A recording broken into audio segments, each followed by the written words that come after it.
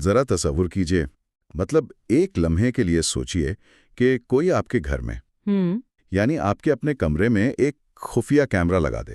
یہ تو کافی ڈرا دینے والا خیال ہے۔ بالکل، اور وہ کیمرہ آپ کی ہر حرکت کو، دباؤ میں آپ کے رد عمل کو، اور تھکاوٹ کے جو لمحات ہوتے ہیں یا غصے میں کہی گئی باتوں کو مسلسل ریکارڈ کرے، بنا کسی بریک کے؟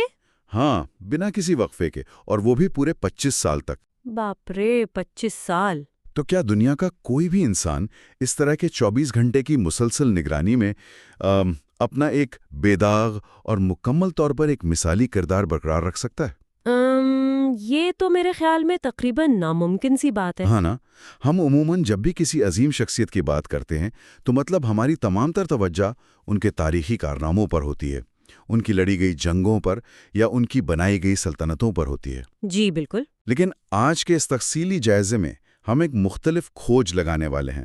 آج ہم اس بات پر غور کریں گے کہ کیا انسان کی اصل پہچان واقعی ان بڑے لمحات سے ہوتی ہے، یا پھر اس کا حقیقی کردار ان بظاہر عام سے روزمرہ کے چھوٹے رویوں میں چھپا ہوتا ہے جب اسے کوئی باہر والا نہیں دیکھ رہا ہوتا۔ یہ تاریخ اور انسانی نفسیات کو دیکھنے کا ایک انتہائی دلچسپ اور مختلف زاویہ ہے۔ کیونکہ دیکھیں، جب ہم کسی شخصیت کی روزمرہ کی زندگی کے بظاہر معمولی واقعات دیکھتے ہیں، مطلب ان کے بات کرنے کا انداز، کسی کی بات سننے کا طریقہ، اور خاص طور پر نجی زندگی میں ان کا جو رد عمل ہوتا ہے، جب ہم اس کا مطالعہ کرتے ہیں تو ہم دراصل ان کی مکمل اخلاقی بنیادوں کا سراغ لگا رہے ہوتے ہیں۔ صحیح، یعنی بیسک فاؤنڈیشن کا۔ بالکل۔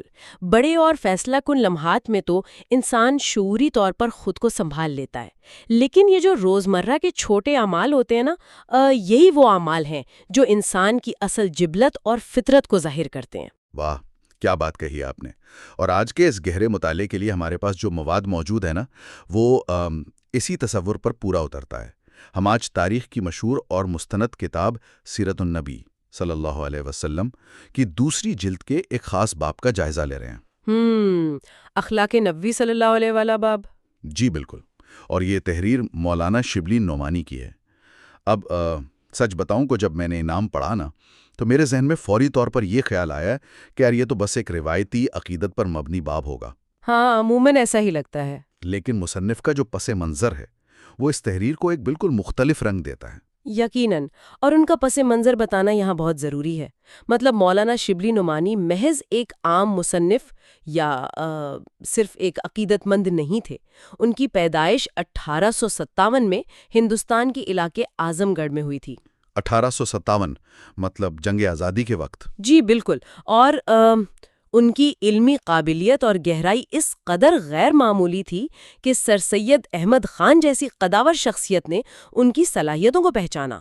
اچھا، سر سید احمد خان نے مقرر کیا، اور شبلی نعمانی نے محض مقامی تعلیم پر اکتفا نہیں کیا، بلکہ علم کی تلاش اور تاریخی شواہد اکٹھے کرنے کے لیے انہوں نے مصر، شام اور ترکی کے طویل سفر کیے۔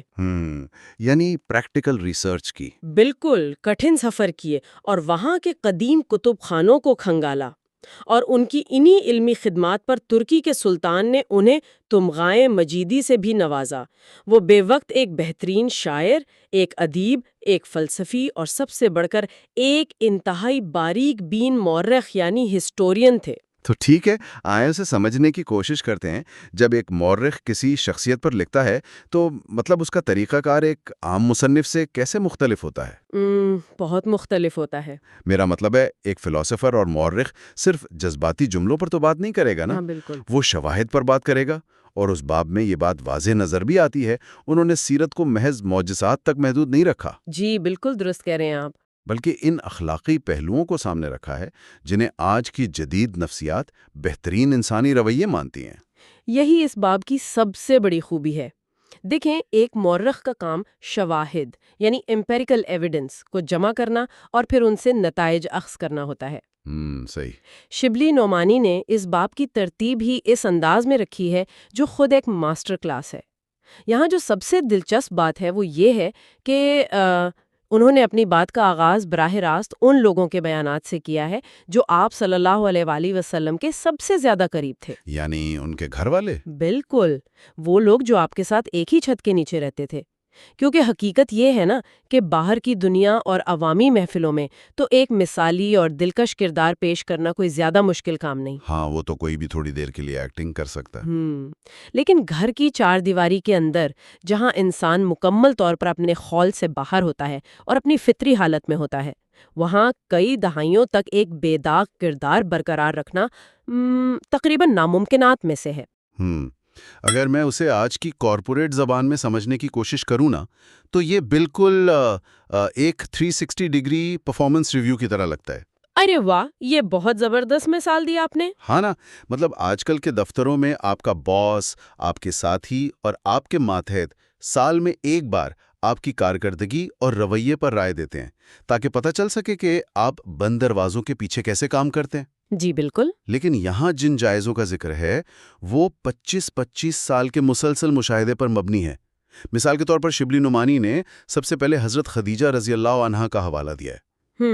انہوں نے 25 برس آپ صلی اللہ علیہ وسلم کے ساتھ گزارے۔ اب دیکھیں، جب نبوت کا آغاز ہوا اور آپ صلی اللہ علیہ وآلہ وسلم پر ایک انتہائی غیر معمولی اور گھبراہٹ کا عالم طاری تھا، تو اس وقت انہوں نے کن الفاظ میں تسلی دی۔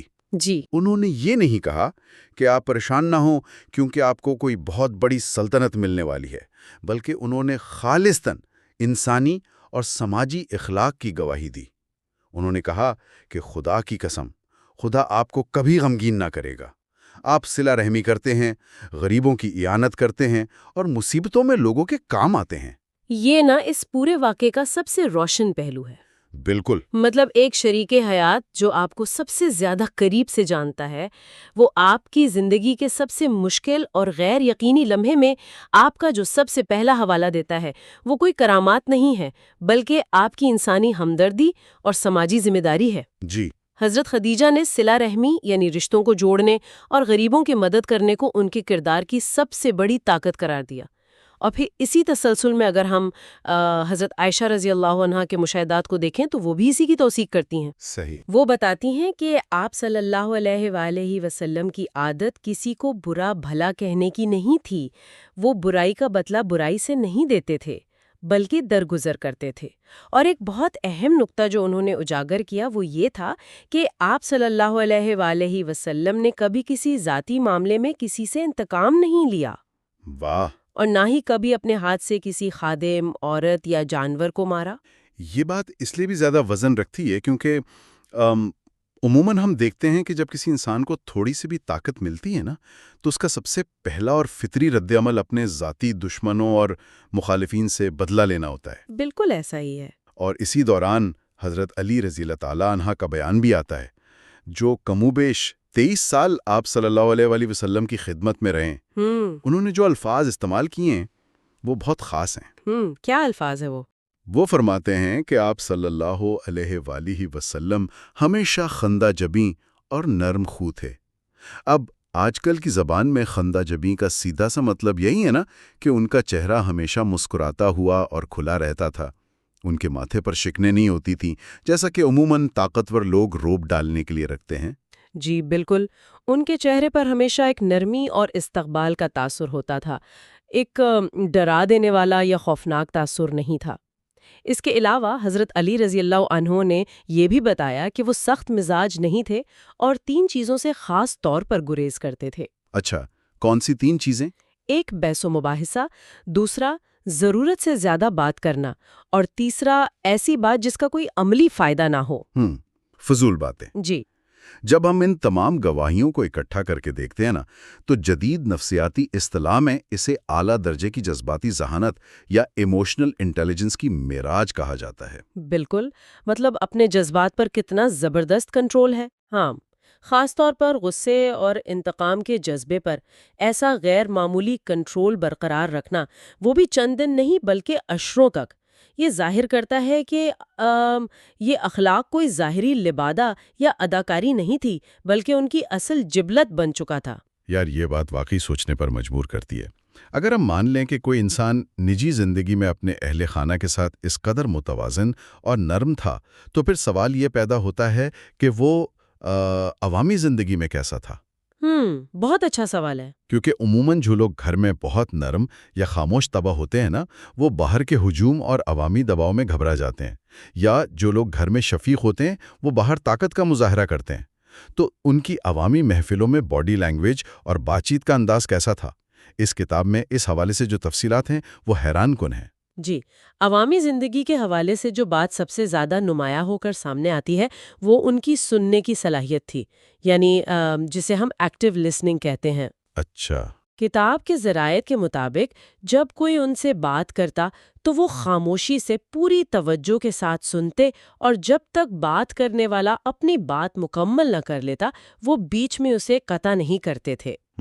اپنی بلا وجہ تعریف سننا بھی پسند نہیں تھا۔ آج کے دور کے برعکس نا، جہاں زیادہ تر لوگ دوسروں کو صرف اس لیے سنتے ہیں تاکہ وہ فوراً اپنا تیار کیا ہوا جواب دے سکیں، ان کا انداز بالکل مختلف تھا۔ لیکن اگر ہم اس بات کا تنقیدی جائزہ لیں، مطلب ذرا سوچئے، کیا ایک ایسے لیڈر کے لیے جو ایک پوری ریاست کا سربراہ ہو، جس کے پاس ہزاروں دیگر اہم معاملات ہوں، اس کا ہر شخص کی پوری اور لمبی بات بغیر ٹوکے سننا وقت کا ضیاع نہیں ہے؟ ظاہری طور پر شاید ایسا لگے۔ میرا مطلب ہے، اگر کوئی شخص غیر ضروری تفصیلات میں جا رہا ہے تو کیا ایک لیڈر کو اسے درمیان میں نہیں روک دینا چاہیے تاکہ وقت بچایا جا سکے؟ دیکھیں، سطحی نظر سے دیکھنے میں یہ وقت کا ضیاع معلوم ہو سکتا ہے، لیکن در حقیقت یہ انسانی نفسیات اور قیادت کی ایک بہت گہری حکمت عملی ہے۔ وہ کیسے؟ جب آپ کسی انسان کو پوری توجہ سے اور بغیر ٹوکے سنتے ہیں نا، تو آپ دراصل اسے وقت نہیں دے رہے ہوتے، بلکہ آپ اسے ایک احساس دے رہے ہوتے ہیں۔ آپ اسے یہ پیغام دے رہے ہوتے ہیں کہ اس مخصوص لمحے میں وہ شخص دنیا کا سب سے اہم انسان ہے۔ واہ! یہ عمل اس انسان کے دل میں آپ کے لیے جو عزت اور اعتماد پیدا کرتا ہے، وہ کسی قانون یا حکم نامے کے ذریعے نہیں کیا جا سکتا۔ تو یہ وقت کا ضیاع نہیں، بلکہ لوگوں کے دل جیتنے کی ایک بہترین اور پائیدار سرمایہ کاری ہے۔ تو اس کا مطلب ہے کہ لوگ صرف ان کی باتیں سن کر ان کے گرویدہ نہیں ہوئے، بلکہ یہ محسوس کر کے ان کے ساتھ جڑے کہ وہ بھی ان کی بات اتنی اہمیت سے سنتے ہیں۔ بالکل۔ اور اس کی ایک بہترین مثال جریر بن عبداللہ رضی اللہ عنہ کے واقعے سے ملتی ہے۔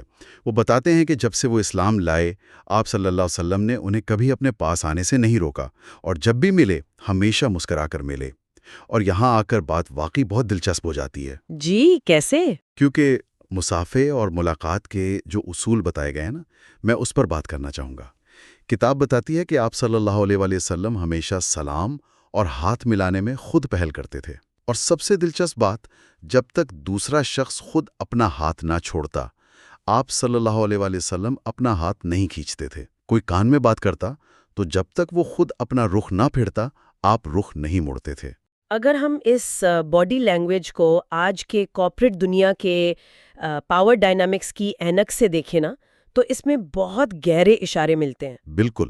اگر آپ آج کل کے کسی CEO یا کسی بڑے سیاستدان سے ہاتھ ملائیں تو مصافحے کے دوران ہی طاقت کا کھیل شروع ہو جاتا ہے۔ ہاں، وہ ڈومینیٹ کرنے کی کوشش کرتے ہیں۔ بالکل۔ طاقتور شخص ہمیشہ جلدی ہاتھ کھینچنے کی کوشش کرتا ہے، یا وہ آپ سے ہاتھ ملا رہا ہوتا ہے لیکن اس کی نظریں کسی اور کی طرف ہوتی ہیں۔ وہ اپنی اس باڈی لینگویج سے آپ کو واضح طور پر یہ پیغام دے رہا ہوتا ہے کہ بھائی، میرا وقت قیمتی ہے اور تم میرے لیے اتنے اہم نہیں ہو۔ صحیح کہا۔ لیکن یہ جو عادت ہے کہ پہلے ہاتھ نہیں کھینچنا، یہ تو آج کل کے پاور پلے کے بالکل الٹ ہے۔ یہ در حقیقت برابری پیدا کرنے کا، یعنی لیولنگ کا ایک نفسیاتی طریقہ ہے۔ اچھا۔ جب آپ کسی کا ہاتھ تھامے رکھتے ہیں اور اس کی آنکھوں میں دیکھ کر بات کرتے ہیں تو آپ اس ساری ہائرارکی اور مرتبے کی دیواروں کو گرا دیتے ہیں۔ آپ سامنے والے کو یہ احساس دلاتے ہیں کہ ہم دونوں اس وقت برابری کی سطح پر ہیں۔ یہ قیادت کا وہ ماڈل ہے جو خوف یا رعب پر نہیں، بلکہ مکمل ہمدردی اور باہمی احترام پر کھڑا ہے۔ اور دیکھیں، اس طرح کی دستیابی ہر وقت برقرار رکھنا ایک عام انسان کے لیے تھکا دینے والا عمل ہے، لیکن یہی وہ چیز ہے جو ایک عظیم لیڈر کو منفرد بناتی ہے۔ بالکل۔ اور اس رسائی اور ہمدردی کی ایک اور انتہائی خوبصورت اور عملی مثال اس نابینا صحابی عتبان بن مالک رضی اللہ عنہ کا واقعہ ہے۔ جی، وہ بہت پیارا واقعہ ہے۔ انہوں نے درخواست کی کہ بارش کے موسم میں ان کے لیے چل کر مسجد تک آنا مشکل ہو جاتا ہے، تو اگر آپ صلی اللہ علیہ وسلم کسی وقت ان کے گھر آ کر نماز پڑھ لیں تو وہ اس جگہ کو ہمیشہ کے لیے اپنی سجدہ گاہ بنا لیں گے۔ اب ایک ریاست کا سربراہ کیا اتنی فرصت رکھتا ہے کہ وہ ہر شخص کی ایسی ذاتی اور انفرادی فرمائش پوری کرے؟ عموماً تو نہیں۔ لیکن کتاب کے ذرائع ہمیں بتاتے ہیں کہ اگلی ہی صبح آپ صلی اللہ علیہ وسلم حضرت ابوبکر رضی اللہ تعالیٰ عنہ کو ساتھ لے کر ان کے گھر پہنچ گئے۔ پہلے دروازے پر اجازت مانگی، اندر گئے اور ان سے باقاعدہ پوچھا کہ تم کہاں چاہتے ہو کہ میں نماز پڑھوں، اور پھر ان کی بتائی ہوئی جگہ پر نماز پڑھائی۔ یہ واقعہ نا محض ایک درخواست کا پورا ہونا نہیں ہے۔ اگر ہم اسے ایک بڑے تناظر میں دیکھیں تو یہ اس بات کا ثبوت ہے کہ اس معاشرے میں اس طبقے کو کس قدر اہمیت دی جاتی تھی جو کسی بھی وجہ سے معذور یا کمزور تھا۔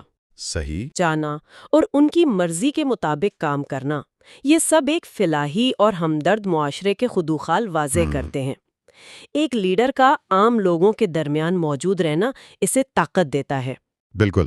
لیکن یہاں آ کر ایک اور تصور تھوڑی الجھن کا باعث بنتا ہے۔ کیسی الجھن؟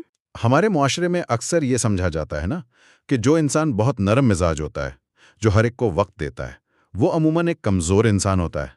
لوگ یہ سمجھتے ہیں کہ ایسے شخص کی نرمی کا تو ناجائز فائدہ اٹھایا جا سکتا ہے۔ ہاں، یہ تاثر تو پایا جاتا ہے۔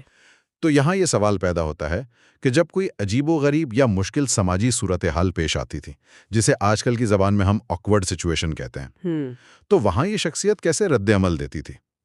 کیا ان کی نرمی وہاں سفارتکاری یا حدود طے کرنے میں رکاوٹ تو نہیں بنتی تھی؟ شبلی نعمانی نے نا اس باب میں ان تمام حالات کا بھی جائزہ لیا ہے، اور اس حوالے سے نجاشی کے سفیروں کا واقعہ سفارتکاری کی ایک بہترین مثال ہے۔ جب حبشہ کے بادشاہ نجاشی کے ہاں سے ایک سفارتی وفد آیا تو ریاست کے سربراہ ہونے کے باوجود آپ صلی اللہ علیہ وآلہ وسلم نے ان مہمانوں کی خدمت خود اپنے ذمے لی۔ صحابہ کرام نے ظاہر ہے بہت اصرار کیا کہ ہم یہ خدمت انجام دے دیتے، ہاں، جو کہ معمول کی بات تھی۔ لیکن آپ صلی اللہ علیہ وآلہ وسلم کا جواب بہت واضح تھا۔ انہوں نے فرمایا کہ ان لوگوں نے میرے دوستوں کی خدمت گزاری کی ہے، اس لیے میں خود ان کی خدمت کرنا چاہتا ہوں۔ واہ، یہ جواب محض مہمان نوازی نہیں بلکہ کمال درجے کی ڈپلومیسی اور احسان مندی کا اظہار ہے۔ حبشہ وہ جگہ تھی جہاں مسلمانوں نے اپنے ابتدائی مشکل دور میں ہجرت کے دوران پناہ لی تھی اور نجاشی نے ان کی حفاظت کی تھی۔ جی بالکل۔ تو جب اس کے سفیر آئے تو ریاست کے سربراہ نے خود انہیں کھانا پیش کر کے ایک بہت واضح پیغام دیا کہ ہم اپنے محسنوں کو اور اپنے برے وقت کے ساتھیوں کو نہیں بھولتے۔ بالکل ایسا ہی ہے۔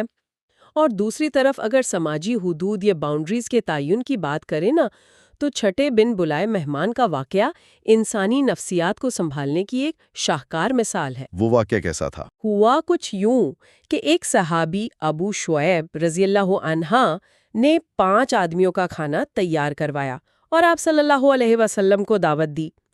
جب وہ 5 افراد جا رہے تھے تو راستے میں ایک چھٹا شخص بھی ان کے ساتھ ہو لیا۔ عام طور پر ہمارے ہاں کیا ہوتا ہے؟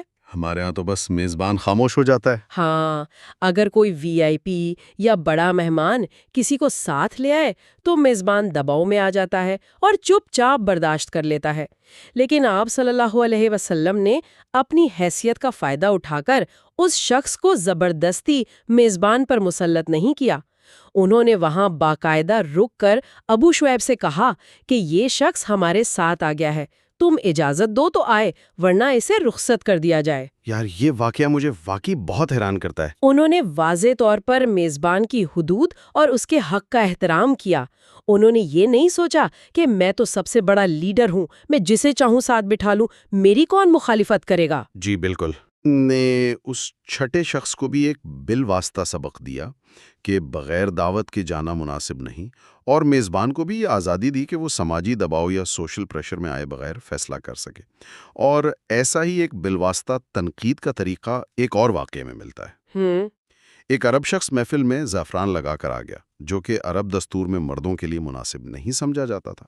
آپ صلی اللہ علیہ وآلہ وسلم نے اسے بھری محفل میں ٹوک کر اس کی بے عزتی نہیں کی، بلکہ جب وہ وہاں سے چلا گیا تو باقی لوگوں سے کہا کہ اسے رنگ دھونے کا کہہ دے۔ اسے انڈائریکٹ کرٹیسزم کہتے ہیں، مطلب اس طریقے سے آپ کسی کی اصلاح بھی کر دیتے ہیں اور اس کی عزت نفس کو بھی مجرور نہیں ہونے دیتے. وہ شخص شرمندگی اور محفل میں ہنسے جانے سے بچ گیا.